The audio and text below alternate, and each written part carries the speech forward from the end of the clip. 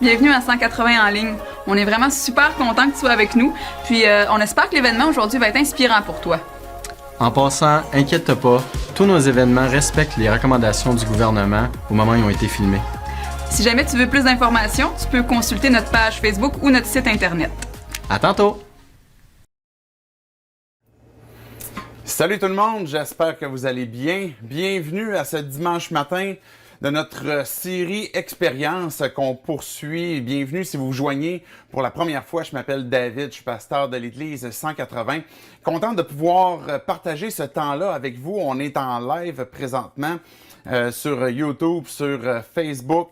Bienvenue à tous ceux qui se joignent. Je vois Manon, salut Manon Velquette. Je vois aussi Cindy, Evelyne. Evelyne, j'imagine que tu dois être proche d'accoucher cette fois-là. J'imagine que ça va être vrai.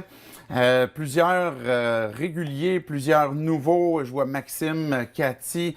Bref, je suis content de pouvoir vous souhaiter la bienvenue. Bienvenue chez nous dans mon sous-sol.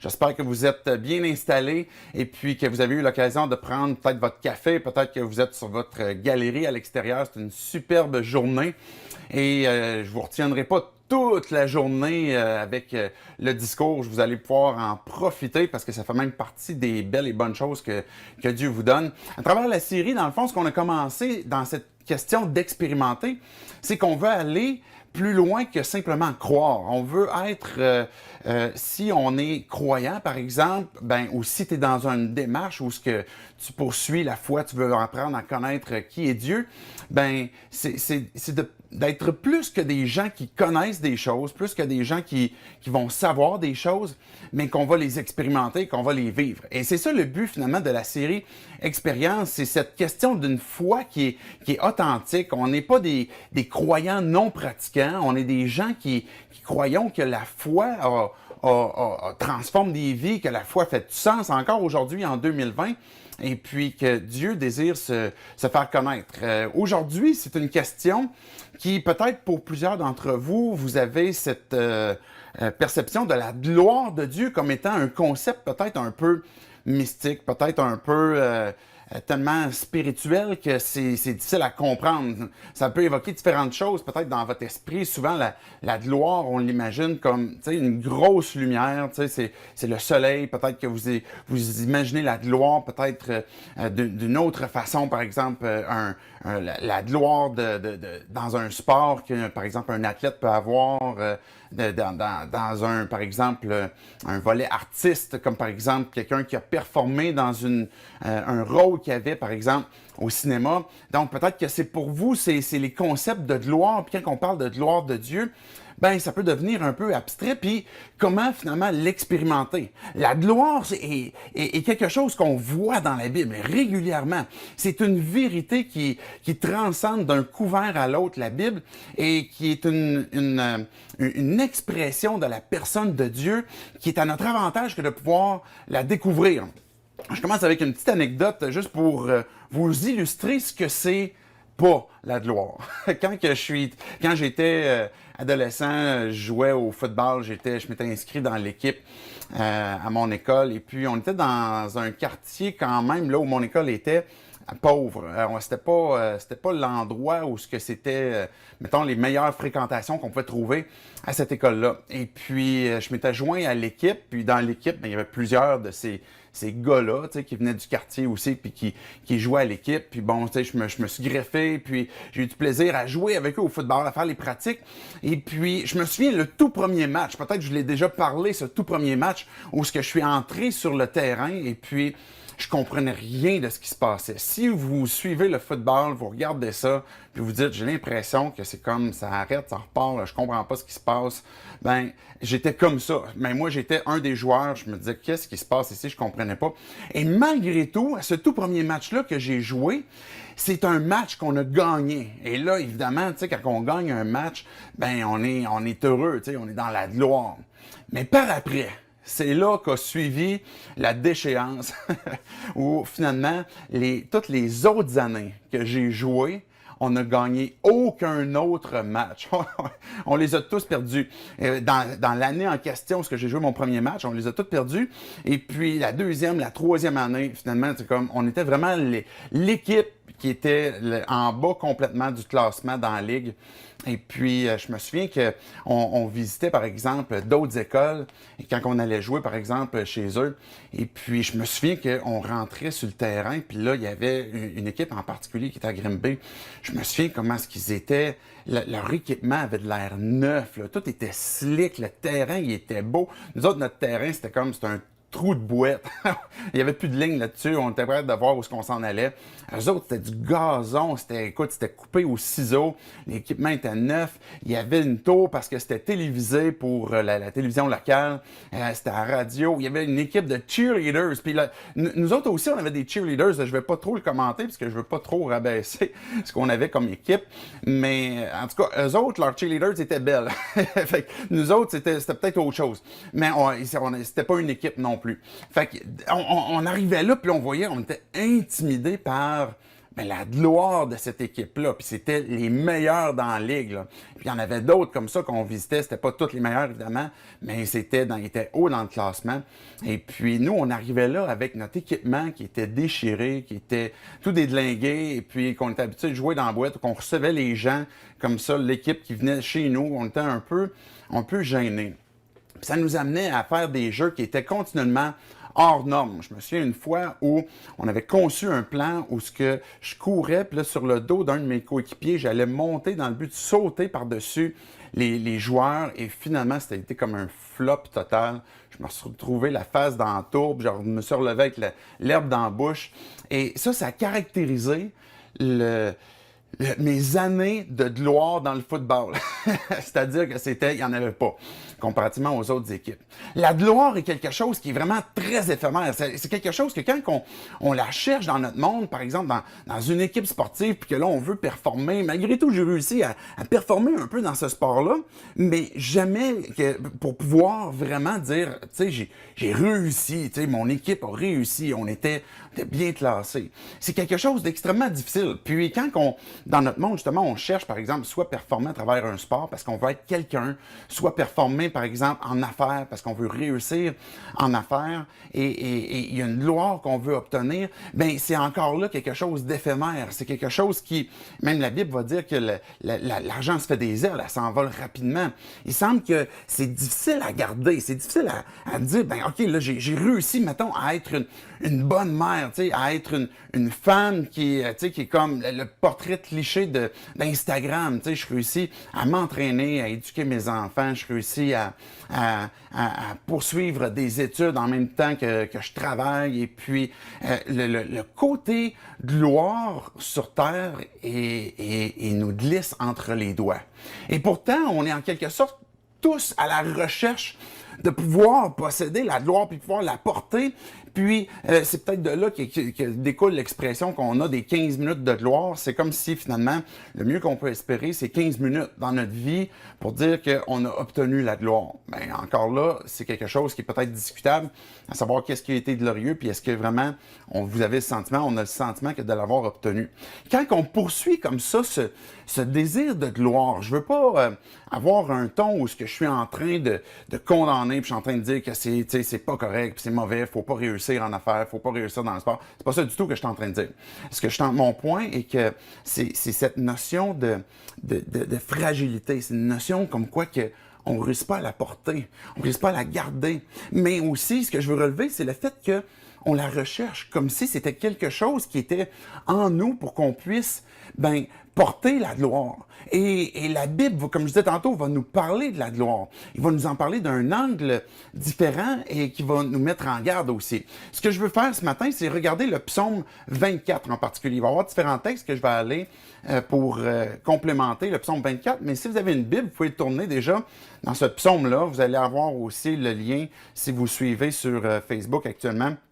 Vous allez pouvoir avoir le lien que les modérateurs vont donner et puis suivre avec moi finalement ce texte-là. Ce qu'on trouve dans le psaume 24, dans le fond, ce qu'on va regarder, c'est d'abord, on va exposer comment est-ce que la gloire, par exemple, se manifeste. Par exemple, dans rapidement, les points qu'on va voir, c'est que la gloire se voit dans la beauté. La gloire se manifeste dans la sainteté, puis la gloire se manifeste dans une présence aussi. Ça va être les éléments qu'on va voir. Mais à la conclusion, je vais apporter des éléments concrets, des éléments de comment expérimenter clairement la gloire selon ce que Dieu il nous invite à participer, à partager. Donc, si vous avez trouvé le psaume 24, je vais lire à partir du verset 1. Finalement, on va lire le psaume au complet. Psaume de David. C'est à l'Éternel qu'appartiennent la terre avec tout ce qu'elle contient, le monde avec tout ce qui habite, ceux qui y habitent. Car il a fondé sur les mers et affermi sur les fleuves. Verset 3. Qui pourra monter à la montagne de l'Éternel? Qui pourra se tenir dans son lieu saint? Celui qui a les mains innocentes et le cœur pur, celui qui ne se livre pas au mensonge et qui ne fait pas de serment trompeur. Alors il obtiendra la bénédiction de l'Éternel, la justice du Dieu de son salut. Verset 6. Telle est la génération de ceux qui le cherchent, qui aspirent auprès de toi, après toi, Dieu de Jacob. Pause. Je fais exprès de mentionner le mot pause parce que je vais y revenir tantôt. Verset 7. Porte, élevez vos linteaux, élevez-vous, porte éternelle, que le roi de gloire fasse son entrée. Qui est ce roi de gloire?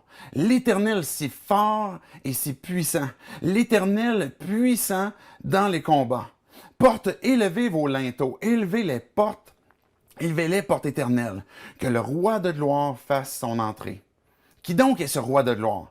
L'Éternel, le maître de l'univers. C'est lui le roi de gloire. Pause.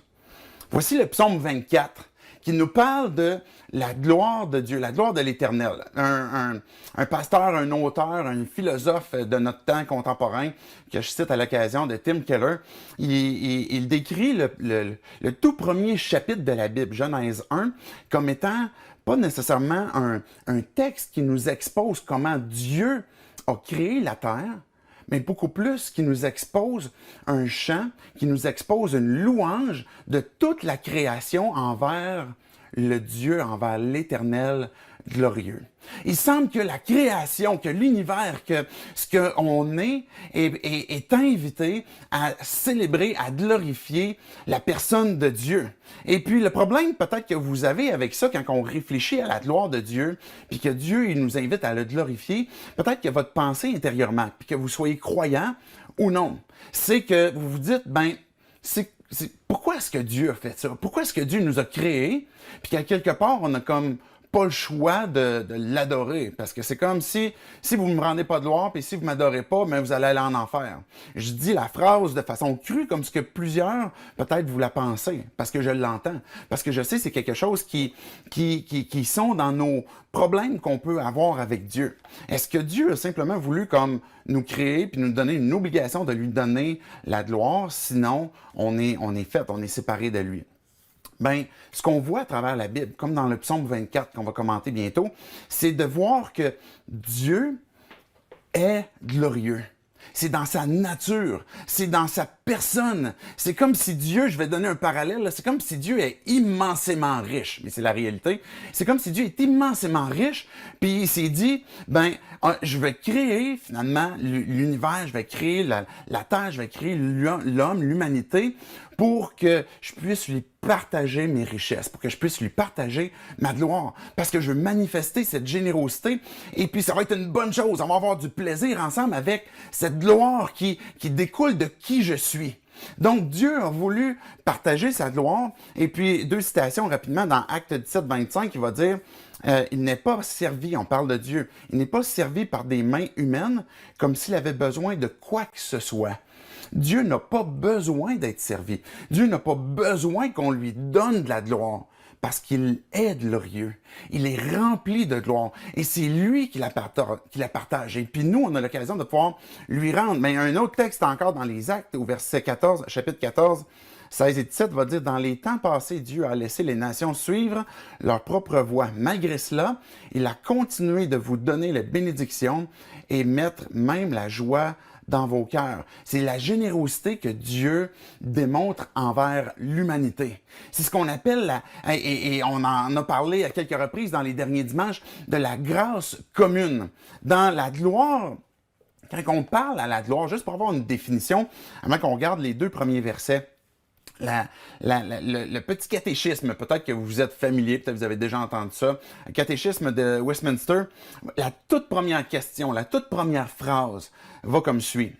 Quelle est la principale fin de l'homme? Et la réponse est la principale fin de l'homme est de glorifier Dieu et de la posséder éternellement. Cette toute première phrase qui est dans le catéchisme de Westminster, ces questions qui ont été compilées par des théologiens puis qui ont placé en toute première réflexion que c'est la gloire de Dieu qui est la fin de l'homme, qui est la raison de son existence. Comment ne pas s'attarder pour savoir comment l'expérimenter et savoir comment expérimenter la gloire. Au moment de la Réforme, peut-être que vous posez la question, si vous nous suivez, c'est quoi l'Église 180? Et puis, tu sais, comme par exemple, par rapport à l'Église catholique, etc. Mais on est une Église qui découle de la Réforme. On est une Église qui découle au moment où, par exemple, dans les années 1600, où il y a eu des réformateurs comme Luther, Calvin, etc., et puis qui ont décidé de se dissocier de par une pratique religieuse, je vais le dire comme ça dans mes mots à moi, là, par rapport à l'Église catholique, puis à plusieurs choses qui ne se trouvaient pas dans la Bible, et la confession de foi, ce que ces gens-là qui sont devenus les protestants affirmaient, se résume à 5 solas qu'on appelle. Et puis les 5 solas, la raison pour laquelle je vais les mentionner, c'est pour qu'on comprenne que ça fait partie du fondement de notre foi à l'Église 180 comme l'Église protestante, l'Église évangélique. Donc, par exemple, le premier sola, c'est sola fide, la foi seule. C'est la foi seule par laquelle on peut être sauvé. Solus Christus, par exemple, qui dit c'est en Christ seul. Ou bien sola scriptura, c'est l'écriture seule qui nous démontre comment appliquer notre foi, qui a l'autorité aussi pour évaluer même notre foi et notre marche. Sola gratia, qui veut dire la grâce seule, la faveur imméritée de Dieu qui nous permet d'obtenir le pardon. C'est par la grâce seule, sur la base d'aucun mérite, sinon celui que Jésus-Christ a porté notre péché. Et c'est son mérite et non pas le nôtre. Donc, c'est ce qu'on appelle la grâce. Et finalement, le dernier sola, le 5e, Soli Deo Gloria, qui veut dire à Dieu seul la gloire. Et ce dernier sola-là nous emmène à la réflexion à quel est le but, finalement, de ma vie à partir du moment que je place ma foi en Dieu. Mais c'est de rendre la gloire à Dieu, pour la gloire de Dieu seul.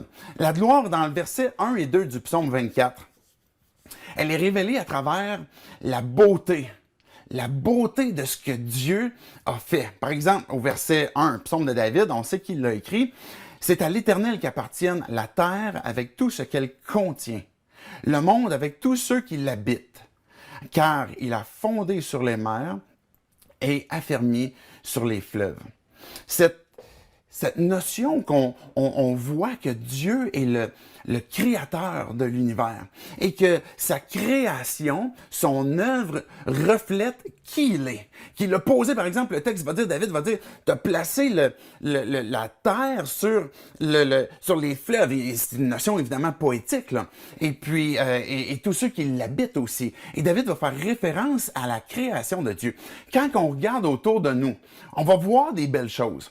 Et la gloire de l'homme, les belles choses qu'on voit autour de nous, devraient nous amener à rechercher et à découvrir une gloire plus grande, meilleure, éternelle. Par exemple, si je réussis en affaires, c'est une belle et bonne chose. C'est correct de réussir. Si tu réussis dans le sport, c'est une belle et bonne chose.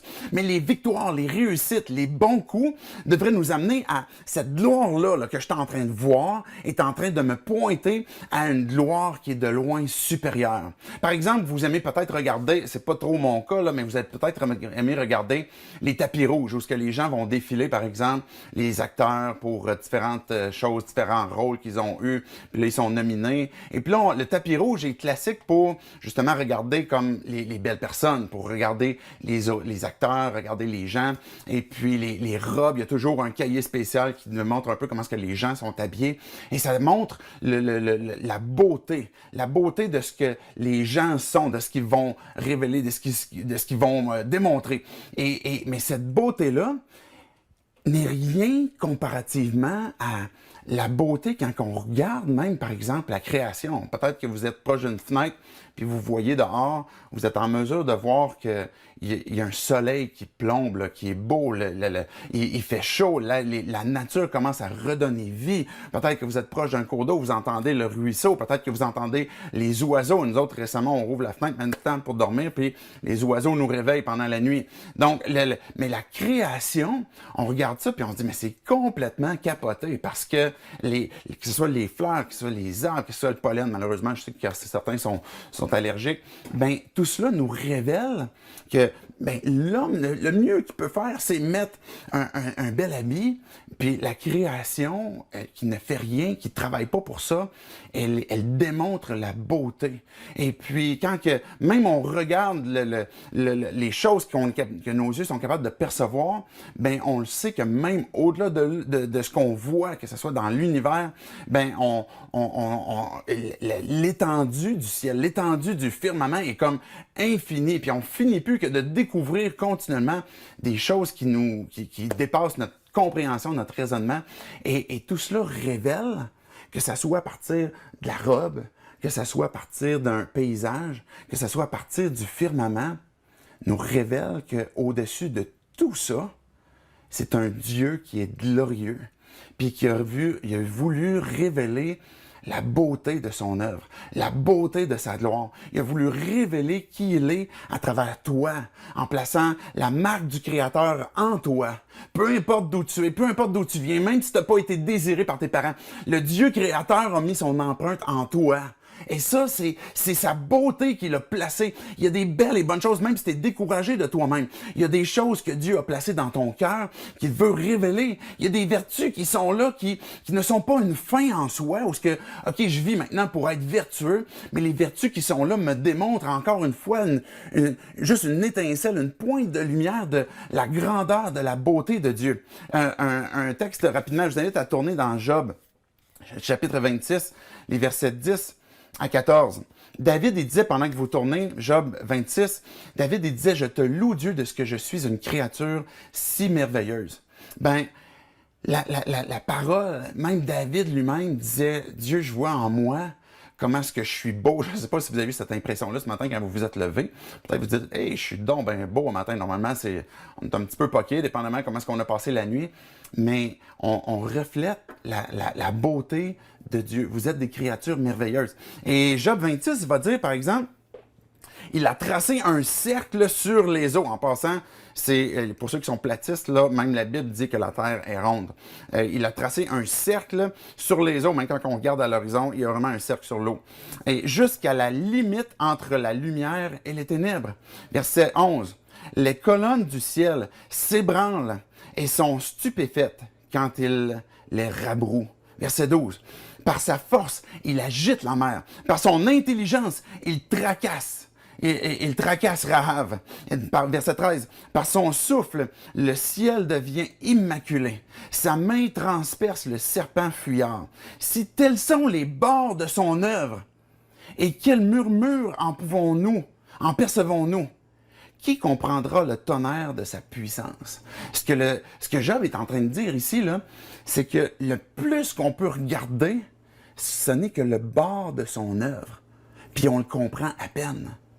Et s'il y a la manifestation, le tonnerre de sa puissance, qui est en comparaison avec le murmure, le tonnerre de sa puissance, on va encore moins comprendre. Mais c'est la grandeur et la gloire, et la beauté de Dieu. Cette gloire qui se manifeste à travers sa beauté, il faut simplement prendre le temps de regarder les belles choses, les belles et bonnes choses, mais de faire le lien à il y a quelque chose de plus grand. Cette beauté-là vient de Dieu. Cette réussite-là, cette victoire-là vient de Dieu. On poursuit avec le verset 3 à 6 qui nous révèle que la gloire de Dieu, c'est le rayonnement de sa sainteté. Peut-être qu'on cherche des moyens de pouvoir définir clairement justement ce que c'est la gloire, mais les versets 3 à 6, je vais les relire. Qui pourra monter à la montagne de l'Éternel? Qui pourra se tenir dans son lieu saint? Celui qui a les mains innocentes et le cœur pur. Celui qui ne se livre pas au mensonge et qui ne fait pas de serment trompeur. Il obtiendra la bénédiction de l'Éternel, la justice de Dieu, de son salut. Verset 6. Telle est la génération de ceux qui te cherchent, qui aspirent auprès de toi. Dieu de Jacob, pause. Ce que ce texte-là est en train de nous dire, dans le fond, c'est que qui pourra monter à la montagne de l'Éternel? Il y a une histoire, à un moment donné, au tout début de la Bible, qui se trouve, par exemple, dans Exode, où le peuple a été convoqué à la montagne, par exemple, du Sinaï. Et là, ce qui est devenu clair, et c'est à ce moment-là que Moïse est monté sur la montagne, il a parlé avec Dieu, il a reçu les tables de la loi, etc., et ce qu'il avait reçu comme directive, le peuple, c'était de ne même pas s'approcher. Il y avait une ligne à ne pas franchir qui fait que si on franchit cette ligne-là, que ce soit un animal, que ce soit une personne, c'était la mort immédiate. Et ce que c'est en train de symboliser, et c'est pour ça que David va dire, mais qui peut s'approcher de ta montagne?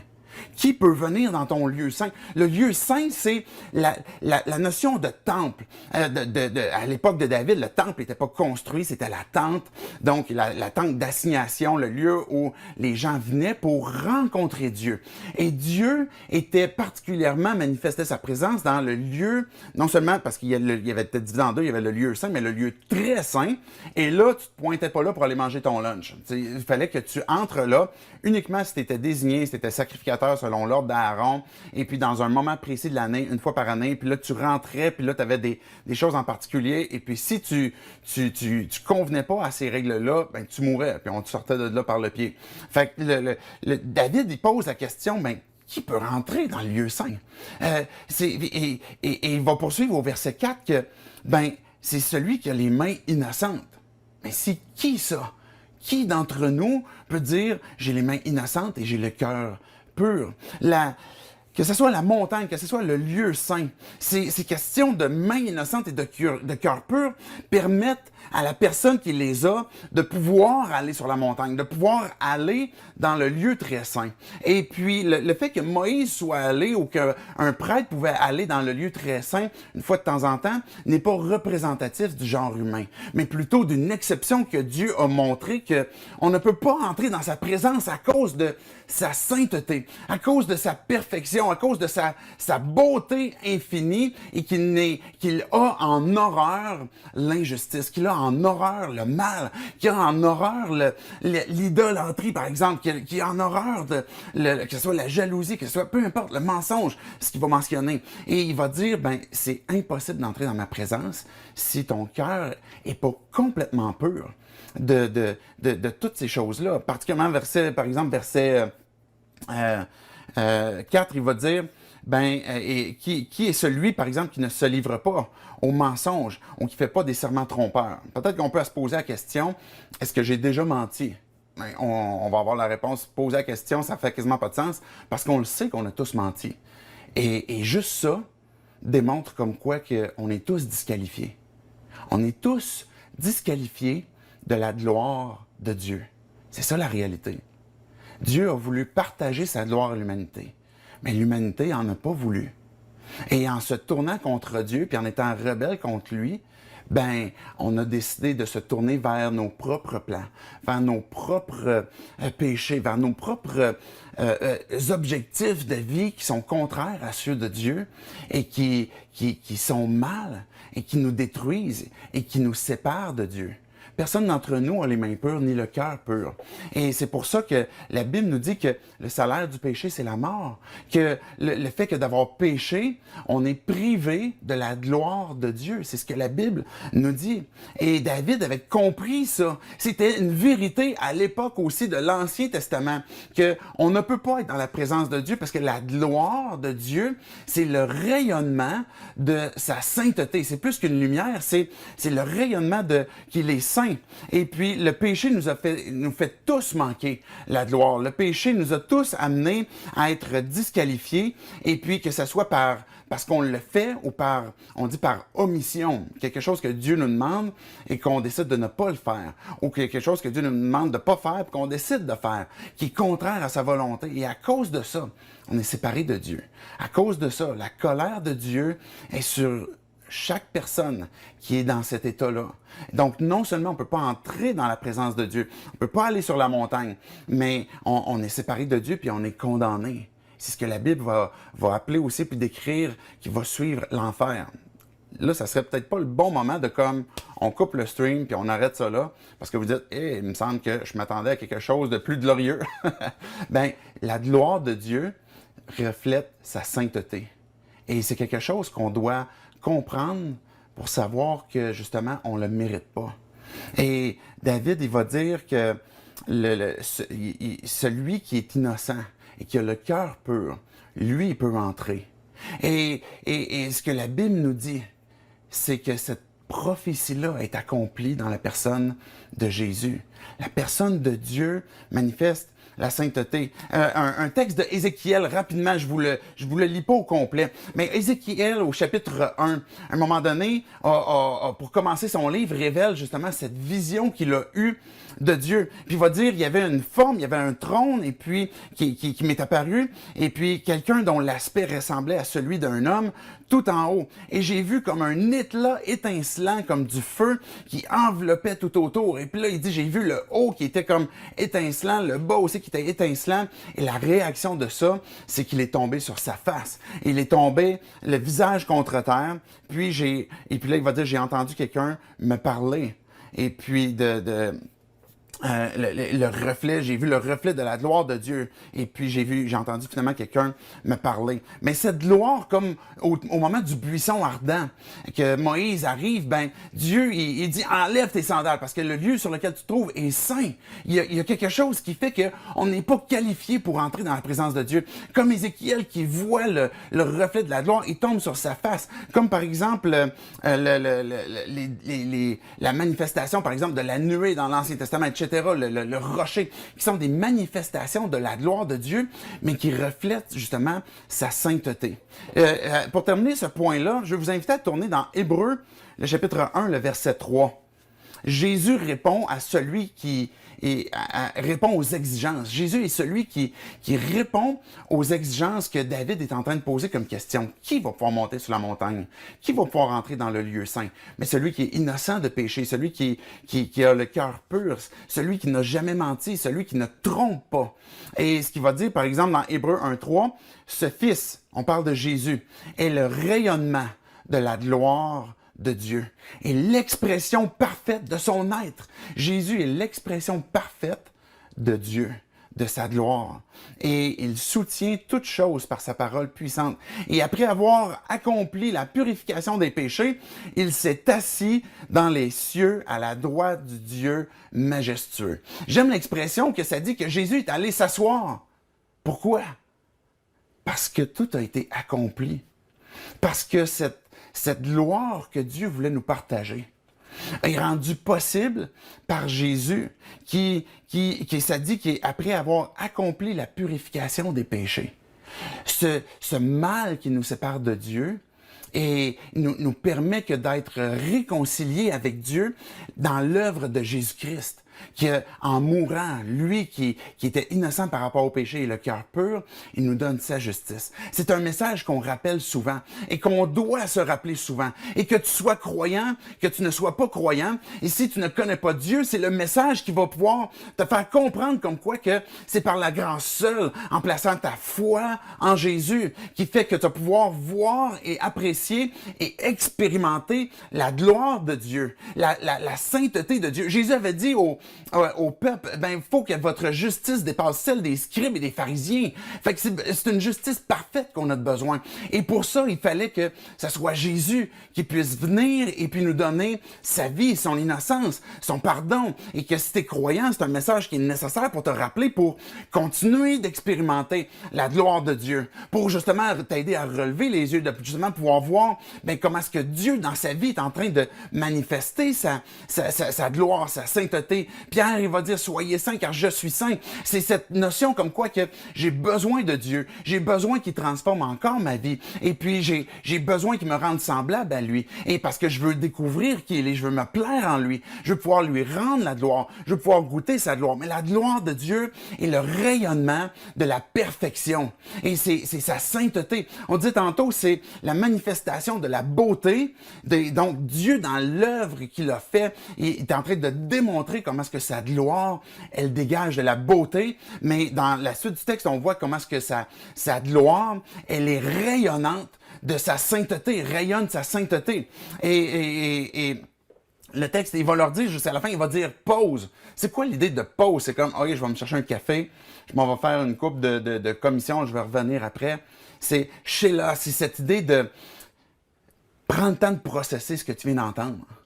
Prends le temps de cogiter, prends le temps de constater, d'apprécier, de tourner dans tes pensées qui va pouvoir monter à la montagne? Qui va pouvoir entrer dans le lieu saint? Mais c'est uniquement celui qui a le cœur pur, celui qui est innocent, celui qui n'a pas péché. Il va dire, et verset 5, il obtiendra la bénédiction de l'Éternel, la justice du Dieu de son salut. Ça veut dire que celui qui est prêt à me donner son innocence et sa pureté, ben, me permet d'obtenir la bénédiction. La bénédiction de l'Éternel te permet d'obtenir la justice qui vient de Dieu pour ton salut, pour être sauvé, pour être délivré. Il faut faire une pause des fois pour se souvenir de ça, pour se rappeler de ça. Telle est la génération de ceux qui te cherchent. Peut-être que tu es à la recherche de Dieu et c'est nécessaire des fois de faire une pause pour continuer de réfléchir. Parce que peut-être tu as des questions que tu prends jamais le temps d'aller plus loin, de réfléchir, de penser puis de dire, mais est-ce qu'il y a des réponses à ces questions-là? Où je peux poursuivre mon parcours de foi envers Dieu et ceux qui aspirent auprès de toi. Dieu, il est là, il se cache pas, il est tout près, il veut que tu le cherches, mais il se laissera pas chercher indéfiniment parce qu'il veut que tu te portes vers lui. Et c'est la nécessité de prendre cette pause parce que la gloire de Dieu rayonne sa sainteté et on a besoin de ça. On a besoin d'être réconcilié avec Dieu pour pouvoir obtenir sa gloire puis obtenir cette sainteté, ce salut qui nous permet de pouvoir entrer dans sa présence. Et c'est le dernier point que je veux vous amener, pas ce soir, on est ce matin, parce que je suis dans mon sous-sol. La gloire et la présence, c'est la présence de Dieu. La gloire manifeste la présence de Dieu. En passant, j'ai pas le temps de tout lire vos commentaires. Je vois une couple de amen, là, je vois quelques-uns de vos commentaires. Mais bref, je vous encourage à continuer. Ça vous permet de pouvoir justement échanger entre vous. Des fois, un dimanche matin, quand on est au cégep, c'est plus difficile de pouvoir dire nos commentaires au fur et à mesure. Mais je suis content que ça puisse être un dialogue, que vous puissiez dire amen, que vous puissiez donner vos commentaires. Et je vous encourage à le faire. Peut-être même vos questions aussi. Donc, je poursuis en concluant avec cette notion dans le texte qu'on voit les versets 7 à 10 que la gloire, c'est ni plus ni moins que la présence de Dieu. La gloire, on voyait que elle manifeste la beauté. La beauté nous emmène à regarder à quelque chose de plus grand, la gloire de Dieu. La gloire est le rayonnement de sa sainteté, mais la gloire, c'est aussi la présence de Dieu. Verset 7, il va dire, « Porte, élevez vos linteaux. Élevez-vous, portes éternelles, que le roi de gloire fasse son entrée. » C'est qui ce roi de gloire? C'est l'Éternel, c'est fort, c'est puissant. L'Éternel puissant dans les combats, parce qu'il est vainqueur, parce que c'est lui qui gagne. Dans tes combats, dans tes défaites, c'est lui qui peut te donner la victoire, parce qu'il peut régner sur chaque circonstance. Il règne sur l'univers. Il est présent, c'est ça l'idée. Faut pas que je m'emporte trop vite, là, je veux finir le texte. Porte, élevez vos linteaux, élevez-les, portes éternelles, que le roi de gloire fasse son entrée. On répète encore cette notion comme quoi que entre, Éternel, t'es le roi, porte, élevez vos linteaux, on va faire entrer l'arche de l'Alliance. C'est peut-être cette notion que David avait en tête parce que la manifestation de la présence de Dieu était particulièrement sur l'arche de l'Alliance qu'on plaçait après ça dans le lieu très saint. Donc, et verset 10, qui donc est ce roi de gloire? Mais c'est l'Éternel, le maître de l'univers. C'est lui le roi de gloire. Et encore une pause, encore une nécessité de faire la pause. Cette idée d'entrer, par exemple, d'ouvrir les linteaux, d'augmenter les linteaux, la grandeur, la beauté, la présence de Dieu se manifeste. Je parlais tantôt du buisson ardent, que ce soit la nuée qui conduisait le peuple ou bien la tour, la nuée de feu ou la nuée, en tout cas, c'est un peu, c'est pas la bonne expression, là, mais le feu qui conduisait, par exemple, la nuit, la nuée dans le jour, c'est la présence de Dieu. Le rocher qui donnait l'eau dans le désert, c'est la présence de Dieu. Le buisson ardent, c'est la présence de Dieu. L'autel qui est avec le peuple, c'est la présence de Dieu. La gloire manifeste la présence de Dieu. C'est cette notion, puis on en a parlé, puis je pense que Daniel, la dernière fois aussi, dimanche passé, en a parlé brièvement, mais c'est le mot gloire reflète justement cette question de présence. Le mot hébreu, c'est kabod, qui littéralement veut dire le poids, quelque chose de lourd, quelque chose qui quand c'est présent, on reconnaît, on ressent le poids de cette personne-là. Et c'est pas une notion de poids physique, mais un peu comme une renommée, un peu comme une réputation. Quelqu'un qui entre dans notre présence, puis on sent comme quoi que elle est de renommée. La présence de Dieu, la gloire de Dieu, et la manifestation de son poids, de sa présence, de qui il est. Le grec dit par exemple le mot doxa, qui est justement le mot qu'on pourrait rapprocher, qui est renommé. De rendre gloire à quelqu'un, c'est de reconnaître son importance, de reconnaître sa présence. Et Jean, par exemple, il va dire, Jean, je fais juste la citation, Jean 1, verset 14, « La parole s'est faite homme. Elle a habité parmi nous, pleine de grâce et de vérité, et nous avons contemplé sa gloire, une gloire comme celle du Fils unique venu du Père. » C'est vrai que Pierre, Jean et Jacques ont vu à un moment donné pendant la vie de Jésus ce qu'on appelle le moment de la transfiguration, où Jésus a revêtu ce rayonnement de sa gloire, son vêtement est devenu blanc, etc. C'est entretenu avec, de mémoire, c'était Élie, Moïse, je pense, de mémoire. Et puis, ce texte-là montre que Jean, Pierre, Jean, Jacques ont vu le rayonnement. Mais je suis convaincu ici que quand Jean il dit « on a contemplé sa gloire », c'est pas uniquement ce moment de transfiguration, mais la présence de Jésus faisant en sorte que on contemple sa gloire. On le sait qu'on est en présence de quelqu'un qui est glorieux, qui a une renommée, qui a une autorité sur les éléments, sur la vie, sur les démons, sur même le pardon des péchés. Et c'est cette gloire que les gens ont pu constater. Et cette présence, justement, de la personne de Dieu et la manifestation de sa gloire. Dieu est présent dans ta vie. Dieu veut être présent. Et quand on arrive à des notions concrètes, ça veut dire quoi que de expérimenter la gloire. Je veux vous donner 5 applications, je ne vais pas les élaborer longuement, mais 5 applications parce que je veux que ça soit concret pour qu'on puisse, par exemple, dans Colossiens, c'est pas tout de suite une première application, mais avoir la notion dans la tête que, premièrement, qu'il faut avoir la compréhension que Dieu veut partager sa gloire pour, après ça, de comprendre que, on peut l'expérimenter. En effet, par exemple, Colossiens 1,27 va dire, en effet, Dieu a voulu leur faire connaître la glorieuse richesse de ce mystère parmi les non-juifs, c'est-à-dire Christ en vous, l'espérance de la gloire. Dieu veut te faire partager sa gloire. Dieu veut te faire porter sa gloire. Que celui qui se glorifie dans le Seigneur. Donc, c'est quelque chose à laquelle tu es appelé à participer, à porter, à rendre, à t'impliquer dans ce qui concerne la gloire. Pas une gloire éphémère, mais une gloire qui est éphémère, qui est sur terre, qui te rappelle, qui t'emmène à... C'est la gloire de Dieu que je suis en train de porter. C'est celle-là que je veux témoigner. Et une première application application qui est une application sur un plan négatif, je vais le dire comme ça, c'est de voir le piège de notre propre cœur.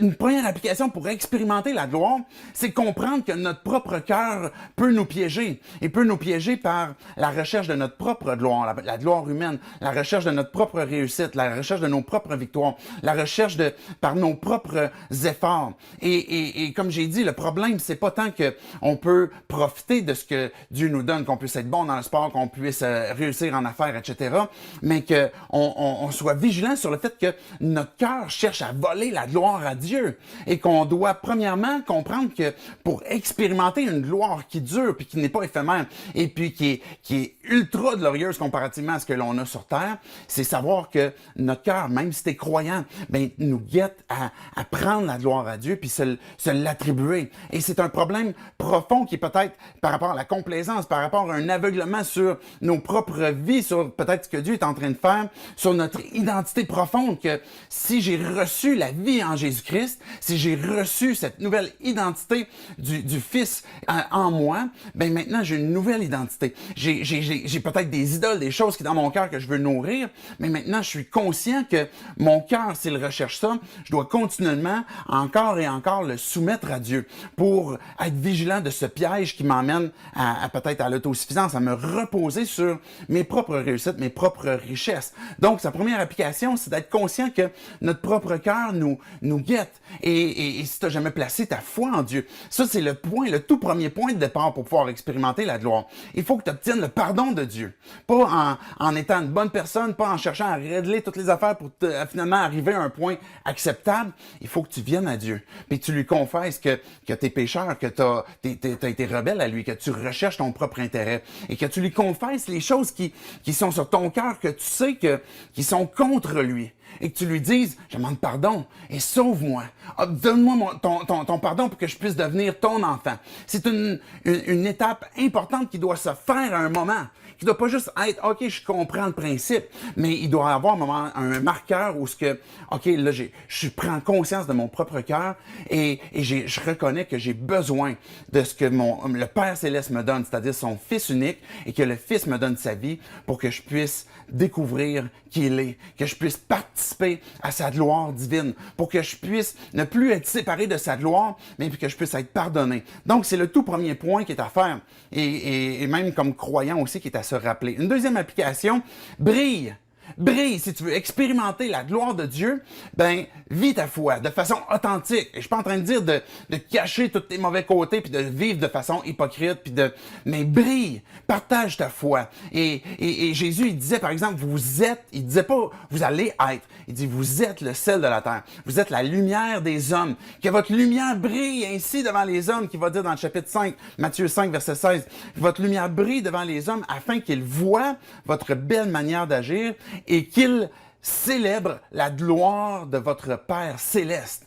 Parce qu'ils vont voir la beauté de votre belle manière de vivre. Ils vont voir le rayonnement de la sainteté de Dieu. Ils vont ressentir la présence de Dieu. Parce que vous allez briller, que votre belle manière de vivre, que vos œuvres que Dieu place d'avance, faites-les.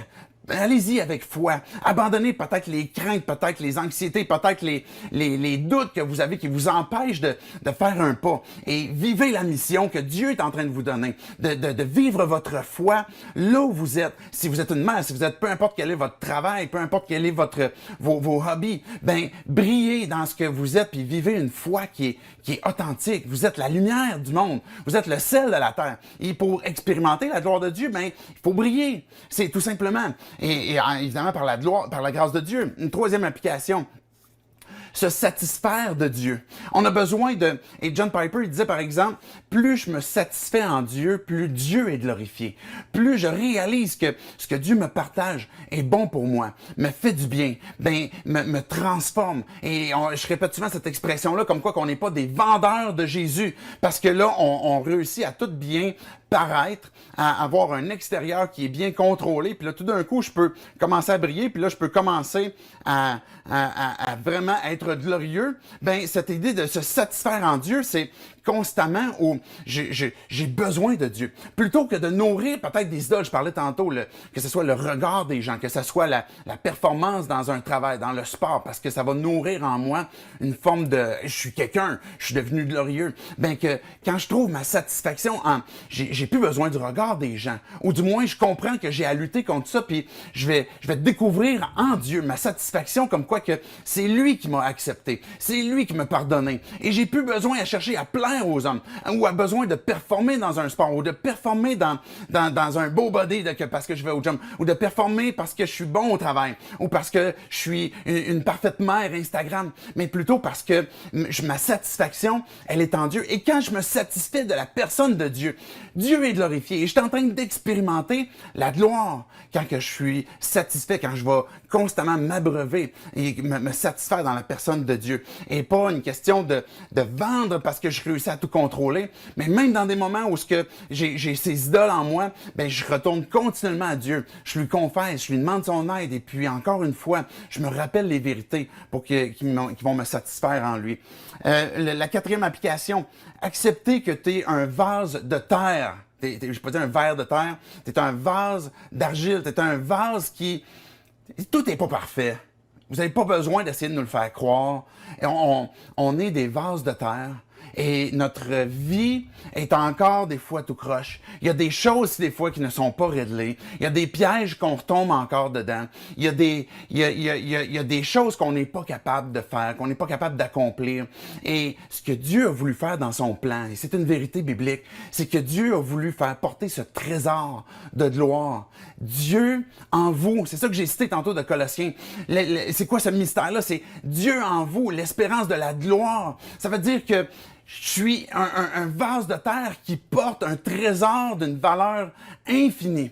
Et puis, ce vase de terre-là ne mérite pas que de porter cette gloire de Dieu. Ben, j'ai besoin encore une fois de tout simplement dépendre de lui et me rappeler que ma vie est transformée par lui. Mais quand on se bute souvent à cette notion comme quoi qu'on est imparfait, qu'on réussit pas, qu'on n'est pas capable, ben on va souvent, et aussi je répète cette chose-là souvent parce que on se bloque, on se bute à ben je suis pas capable, donc je vais attendre d'être plus capable. J'y arrive pas, je suis encore tombé, je suis encore incapable, il y a encore des choses que j'ai de besoin. Et puis, ben oui, tu es un vase de terre.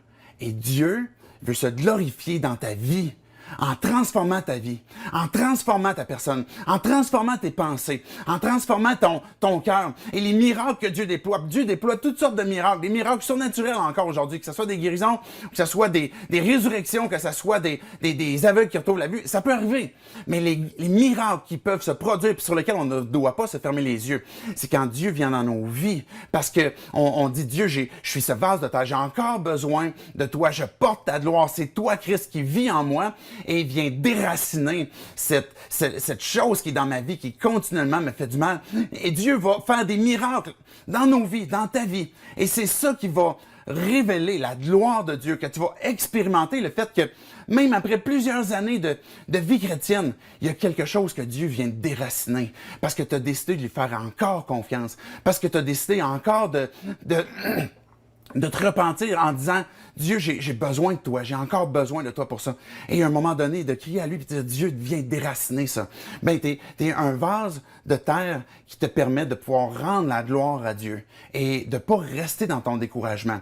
Mais qui est ce roi de gloire? Qui est celui qui entre? Qui est celui qui donne le salut? Prends une pause pour réfléchir à c'est l'Éternel qui est grand, qui est puissant, qui est vainqueur dans les combats. C'est celui qui vit en toi ou celui qui t'invite à t'abandonner à lui pour qu'il puisse venir vivre en toi, justement, parce que tu auras obtenu le pardon de tes péchés par la repentance, la foi placée en lui. La cinquième application, pour conclusion, célèbre. C'est le party. C'est Éphésiens, là, je conclue avec ça rapido avant de vous pousser les tunes, puis que vous puissiez répondre à Dieu justement dans ces tunes que l'on a, que vous allez pouvoir apprécier ce que le band fait.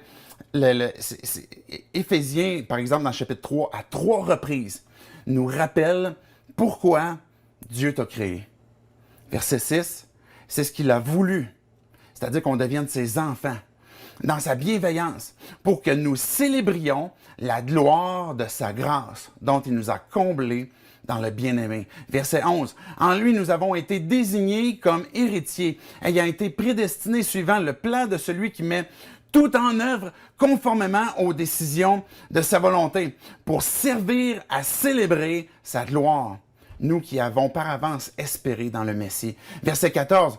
On parle du Saint-Esprit, il est le gage de notre héritage en attendant la libération de ceux que Dieu s'est acquis pour célébrer sa gloire. Pourquoi Dieu nous a créés? Pourquoi est-ce que Dieu nous a pardonnés? Pourquoi est-ce que Dieu t'invite à entrer en relation? C'est pour célébrer sa gloire. Dieu est ce Dieu généreux qui a voulu te partager sa gloire, puis il veut que tu capotes, il veut que tu célèbres, il veut que tu sois flabbergasté par qui il est, par sa grandeur, par la beauté de son œuvre, par sa grandeur, par son rayonnement de sainteté, par sa présence. Il veut que tu l'expérimentes, et pour l'expérimenter, il faut célébrer, il faut rendre la gloire à Dieu, il faut dire ce que Dieu y fait dans nos vies. Et j'en profite peut-être pour faire la plug sur Passager, ce que Dieu a fait, ce que la manifestation que Dieu a eue dans vos vies, comment est-ce que vous avez expérimenté peut-être sa présence, sa sainteté, comment est-ce que vous avez expérimenté sa beauté, vous pourriez peut-être aller faire un Passager, il va y avoir les informations tantôt parce que j'ai une petite vidéo qui passe là-dessus. Mais célébrer Dieu, c'est de dire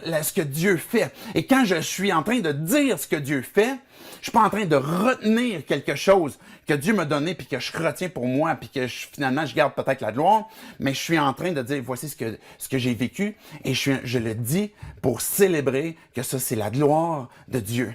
Et c'est une dernière application qui correspond à ce pourquoi tu as été créé. C'est pour célébrer la gloire de Dieu. Tu as été créé pour porter la gloire. Pas une gloire éphémère, pas une gloire humaine qui est passagère puis qui reste puis qui s'en va finalement avec n'importe quoi d'autre en échec ou avec la mort, mais pour une gloire qui est éternelle. Une gloire que Dieu a voulu te partager puis qui veut te faire porter, qui veut que tu puisses expérimenter.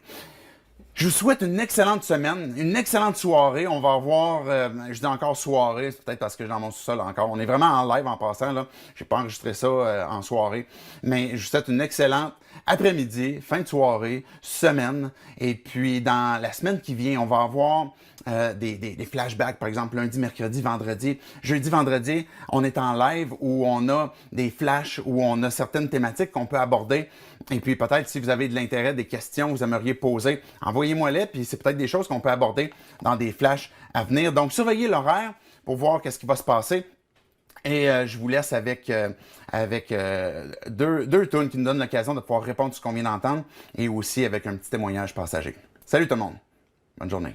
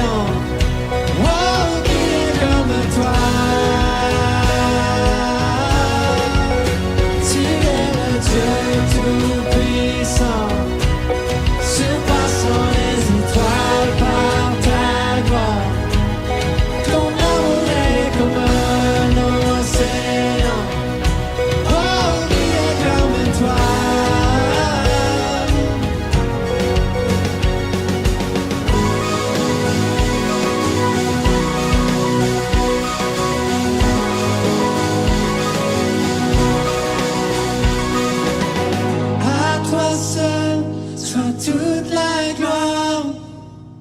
Nous louons ton nom. À toi seul soit toute la gloire. Nous louons ton nom. À toi seul soit toute la gloire. Nous louons ton nom. À toi seul soit toute la gloire. Nous louons ton nom. Tu es le Dieu tout-puissant, surpassant les étoiles par ta gloire. Ton amour est comme un océan. Oh, qui est comme toi? Tu es le Dieu tout-puissant, surpassant les étoiles par ta gloire. Ton amour est comme un océan. Oh, qui est comme toi?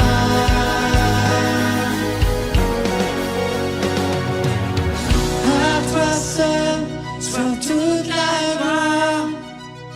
Nous louons ton nom. À toi seul soit toute la gloire. Nous louons ton nom. À toi seul soit toute la gloire. Nous louons ton nom. À toi seul soit toute la gloire.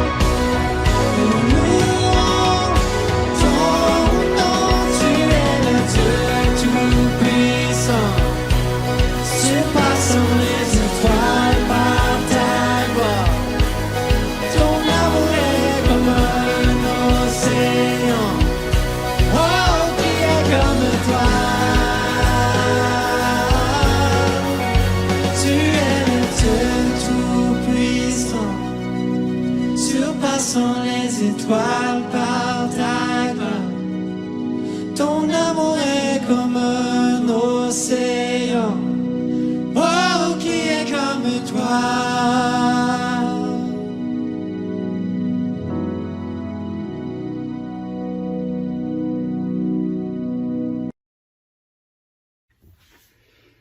Allô, mon nom c'est Valérie, puis j'avais vraiment à cœur de vous partager une expérience vraiment particulière que j'ai vécue avec Dieu.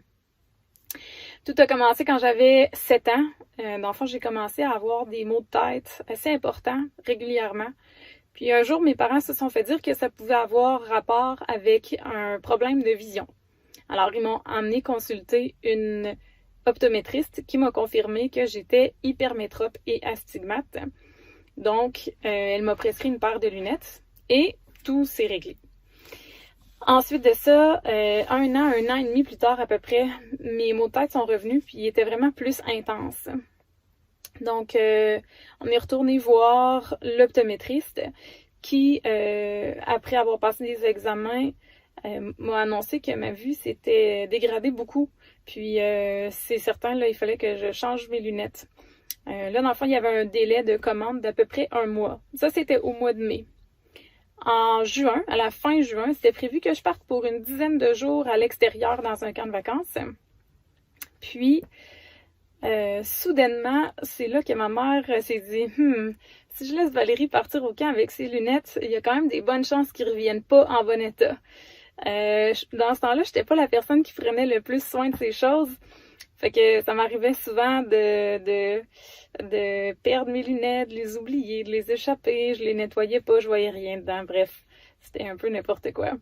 Mais au moins, il me donnait pas mal à la tête. Donc, elle s'est dit, il y a un verset dans la Bible qui dit déchargez-vous sur lui de tous vos soucis, car lui-même prend soin de vous. Alors, elle s'est dit, je vais décharger mes soucis au pied de Dieu, puis on va voir qu'est-ce qui va se passer. Alors, 1 mois plus tard, comme 3 jours avant que l'école finisse, là, par une belle journée ensoleillée, je suis sortie dehors à la récréation pour aller jouer au soccer avec des amis. Puis, à un moment donné, j'ai reçu le ballon de soccer d'en face et ma vue s'est rétablie.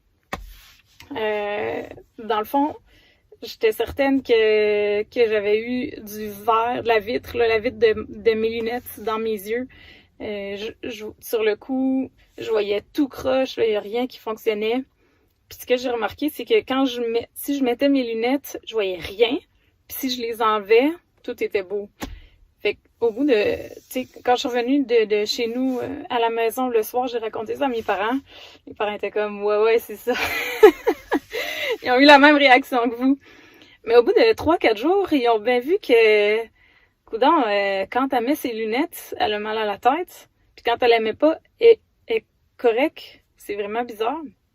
Donc, ils ont pris un rendez-vous avec l'optométriste. Puis quand l'optométriste a passé des tests, elle a dit « Mais monsieur, madame, pourquoi vous amenez votre enfant ici? Sa vue est parfaite, là. Il n'y a pas de problème. » Puis là, évidemment, mes parents ont eu la grosse réaction. « OK, mais vous l'avez évalué il y a 3 semaines, puis vous avez dit que sa vue s'était beaucoup dégradée, puis qu'il fallait absolument qu'elle change ses lunettes parce qu'ils étaient plus efficaces pour elle. » L'optométriste ne nous croyait pas. Donc, elle est retournée voir dans ses papiers, puis elle a bien vu que c'était elle qui m'avait évalué, puis qu'elle avait écrit ses notes. C'est sur quoi de répondre, écoutez, madame, monsieur, je sais pas quoi vous dire, mais c'est quelque chose qui est complètement inexplicable, mais votre fille a aucun problème avec ses yeux, elle a une vue parfaite maintenant. Donc, tout ça pour dire que c'est là que j'ai compris que, de un, Dieu est attentionné à nos besoins. Des fois, il y a des choses dans nos vies qu'on trouve qui méritent pas qu'on les apporte au pied de Dieu. Mais pourquoi? Parce que il est tout puissant. Il est capable de tout faire. S'il est capable d'enlever, de guérir mes yeux de quelque chose, il est capable de tout faire. Il n'y a rien qui est trop grand pour lui. Donc, c'est ça. C'est une expérience que j'oublierai pas de sitôt. Puis, que je voulais vous partager aujourd'hui.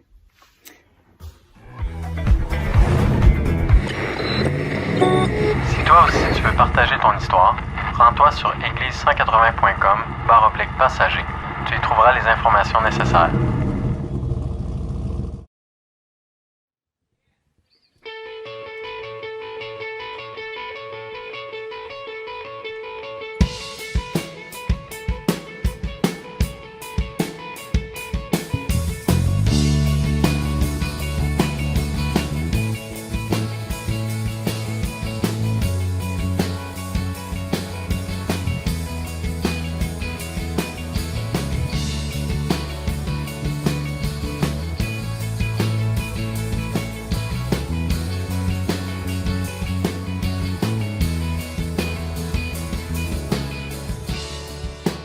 Ton besoin d'être aimé, d'un amour sans limite, que ta grâce coule en moi.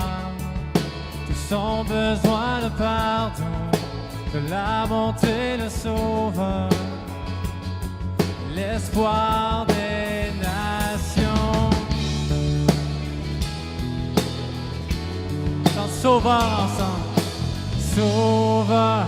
Il déplace les montagnes, mon Dieu sauve avec puissance, il sauve avec puissance, on a un grand Dieu, fort Dieu, créateur du salut. Jésus a vaincu la mort, il a vaincu la mort.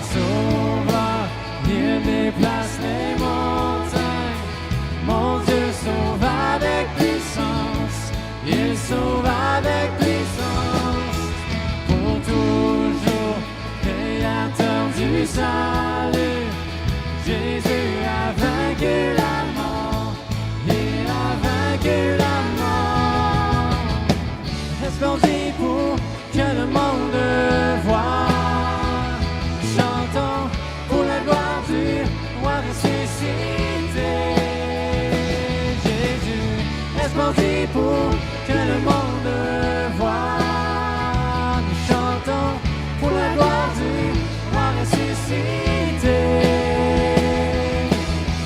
Resplendit pour que le monde voie.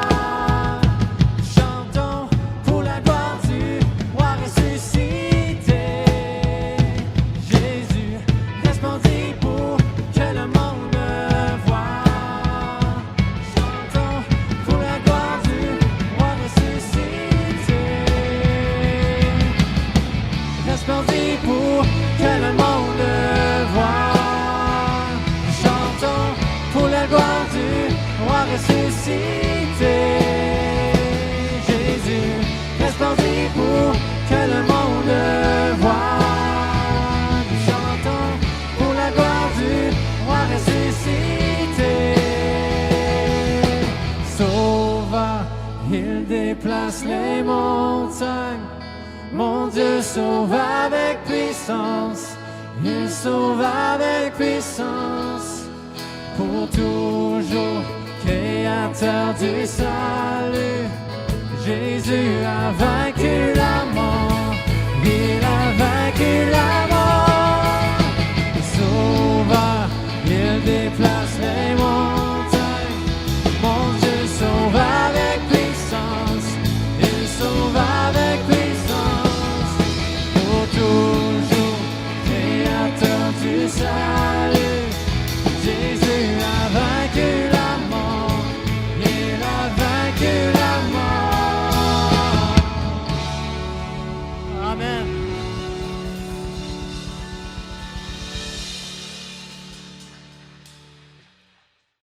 Que les gens loin de Dieu découvrent la vie en Jésus-Christ, c'est notre plus grande motivation à 180. Tu veux contribuer et donner pour cette mission? C'est super simple. Prends ton sel et texte au 77977 le mot Église 180 et clique sur le lien qui te sera envoyé.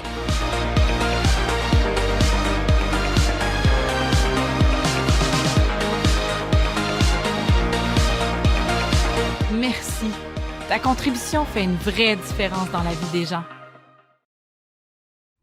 Salut tout le monde, je m'appelle Abija, je représente Opération Clin d'œil et je suis ici pour vous parler d'Opération Déménagement. On s'est rencontrés la semaine passée, le comité organisateur, pour voir si on allait de l'avant ou non avec l'événement cette année. Je vous mets en contexte, c'est que à chaque année, Opération Déménagement est rendue possible, surtout grâce à nos bénévoles américains et à leur implication financière. Cette année, étant donné le contexte, ils peuvent pas venir. Donc, on a quand même choisi d'aller de l'avant avec l'événement parce que on est un service essentiel et qu'il y a un réel besoin dans la région. Donc, il y a vraiment des familles qui sont complètement démunies et qui ont vraiment personne pour les aider à déménager. Cette année, Opération Déménagement va être réalisable uniquement si chacun d'entre nous peut s'impliquer. C'est le temps de démontrer qu'on peut être solidaire. On fait appel à votre générosité, on fait appel à votre empathie, on fait appel à votre cœur. On a besoin de vos bras, on a besoin de votre temps, on a besoin de vos dons. On a besoin aussi de matériel et d'équipement pour déménager. Si vous êtes détenteur d'une vanne, d'un troc ou d'une remorque, on est preneur. Ecclésiaste dit qu'il y a un temps pour tout dans la vie. Ben là, c'est le temps d'aider. C'est le temps d'être des lumières. C'est le temps d'aimer son prochain. L'année passée, on a aidé pas moins de 34 familles à déménager. Alors, ce serait le fun cette année si on pouvait en aider autant. Et vous n'avez pas besoin de vous inquiéter par rapport à toutes les mesures sanitaires, les recommandations du gouvernement. Tout va être réalisé là, pour assurer là, votre protection et la protection des gens qu'on va aider aussi à déménager. Alors, je vous invite à vous inscrire en grand nombre, gang. On a besoin de vous. Il y a un formulaire qui va apparaître plus bas. Donc, simplement à le compléter et quelqu'un de l'organisation va communiquer avec vous la semaine prochaine ou en tout cas dans les prochains jours. Un gros merci à l'avance. Bonne journée. Hey, oublie pas de partager la vidéo. Tu peux aussi liker la page Facebook. La majorité de nos informations passent par là. Puis si jamais tu as des questions, que tu veux en savoir plus sur Jésus, tu as peut-être besoin de prière ou besoin d'aide, ben contacte-nous. N'hésite pas. Merci d'avoir été là. À la prochaine.